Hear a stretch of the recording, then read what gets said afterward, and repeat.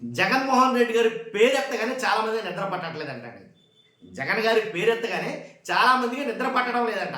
ఏంటి కూర్చున్న ఆయనే, నించున్న ఆయనే, ఫ్లైట్లో ప్రయాణం చేసిన ఆయనే, ఎక్కడికి వెళ్ళినా సరే ఆయన గుర్తుకొస్తాడంట జగన్మోహన్ రెడ్డి గారు.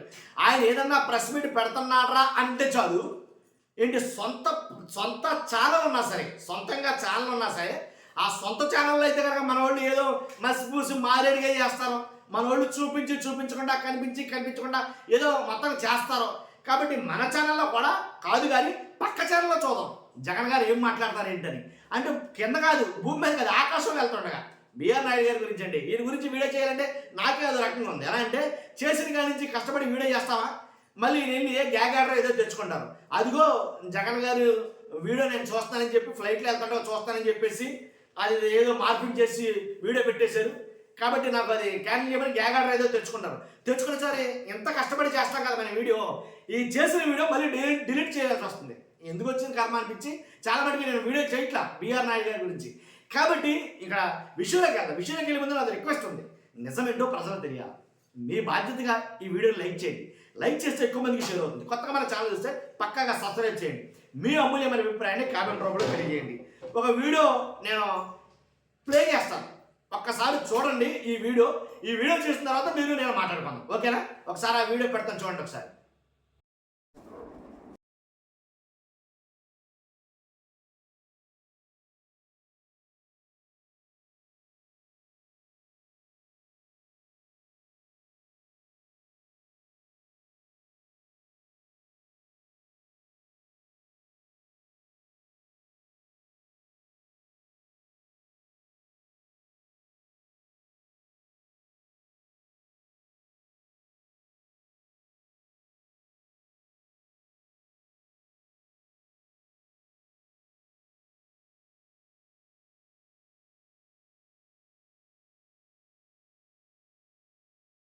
చూసాంగా, ఎవరో కదా ఆయన బిఆర్ నాయుడు గారు ఫ్లైట్లో వెళ్తున్నాడు. ఆయన ఫ్లైట్లో వెళ్ళిపోతున్నాడో అయినా సరే జగన్ గారు ఏం ప్రెస్ మీట్లో ఏం మాట్లాడుతున్నారో, ఒంగోలులో జరిగింది అనుకోండి, ఆ ప్రెస్ మీట్లో ఏం మాట్లాడుతున్నారో చూశారు. కాబట్టి దాన్ని బట్టి జగన్ గారు ఏం మాట్లాడుతున్నారో చాలా నిశ్చింగా, పైగా ఆయన సొంత ఛానల్ ఏదైతే ఉందో టీవీ5 కాకుండా టీవీ5 ఛానల్లో చూడకుండా ఏదైతే ఎన్టీవీ ఛానల్లో చూస్తాడు జగన్ గారు ఏం మాట్లాడుతున్నారో ఏంటని. కాబట్టి జగన్ గారు ఆయన మాట్లాడిందంతా ఫస్ట్ నుంచి ఎండ వరకు చూసినట్టున్నారో ఈ వీడియో సోషల్ మాధ్యమాల్లో ఇంటర్నెట్లో వివత్సంగా వైరల్ అయింది. అంటే ఆయన ఛానల్ కాకుండా పక్క ఛానల్లో జగన్ గారి గురించి మరీ ఇంట్రెస్టింగ్గా ఏదో మరి ఉంటుంది. మరి పైగా జగన్ గారిని వస్తాడు ఆయన. ఇప్పుడు జగన్ గారిని ప్రెస్ మీట్లో మొబైల్లో చూసినప్పటికీ డైరెక్ట్గా చూసినట్టు అనిపిస్తుంది ఏంటో తెలియదు, కానీ మొత్తానికి చాలా దారుణంగా అయితే జగన్ గారు చాలామందికి నిద్రపోవడం లేదండి. జగన్ గారి పేరు, జగన్ గారి మాట, జగన్ గారి ఊసు తగులుతూ ఉంటే అసలు ఎట్టి పరిస్థితులు ఎవరు మాట్లాడలేకపోతున్నారు. కాబట్టి వాళ్ళకి నిద్ర పట్టడం లేదు, సరిగా తినబుద్ధి కావటం లేదు, నిలబడినవ్వట్లేదు, కూర్చొనివ్వట్లేదు అన్నట్టుంది పరిస్థితి. కాబట్టి అదే విషయం ఇక్కడ జరిగింది కూడా అదే, ఆయన చూస్తుంది కూడా అదే, ఆయన వింటుంది కూడా అదే. కాబట్టి అయిపోతారంటే కనుక రీసెంట్గా అదే విషయంలో బిఆర్ నాయుడు గారు ఉన్న హోటల్ దగ్గరికి వెళ్ళి వైఎస్ఆర్సీపీ నాయకులు చాలామంది నిరసన వ్యక్తం చేశారు,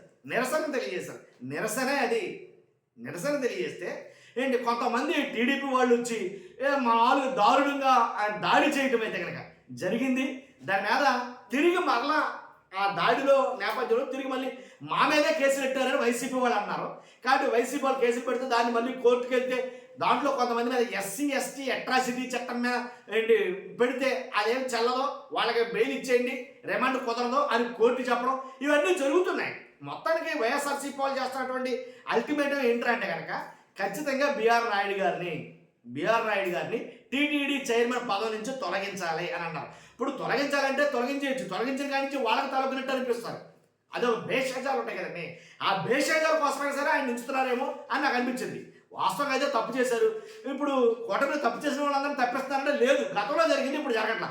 ఎందుకంటే ఎవరెవరైతే తప్పులు చేస్తారో, ఇప్పుడు అరవ శ్రీధర్ ఉన్నారో తప్పించారా లేదుగా, తర్వాత బిఆర్ నాయుడు గారు, తర్వాత ఒకళ్ళ కాదు ఇద్దరు కాదు, అలాగే ఎవరి గురించి జరిగినా సరే పుట్ట మహేష్ యాదవ్ ఏదో షోకాజ్ నోటీస్ జారీ చేశారంతే, షోకాజ్ నోటీస్ జారీ చేశారు. కాబట్టి ఏదో నిజ నిర్ధారణ కమిటీ అని ఏదో ఒక ఇద్దరు ముగ్గురిని వాళ్ళ పార్టీలోంచి ఎవరిని వేస్తున్నారో వాళ్ళని తూతు మంత్రంగా 2 నెలలు జరుగుతున్నదని, తర్వాత ఏం లేదు తూచ్ కాకి ఇష్ కాకి అని అన్నారంతే.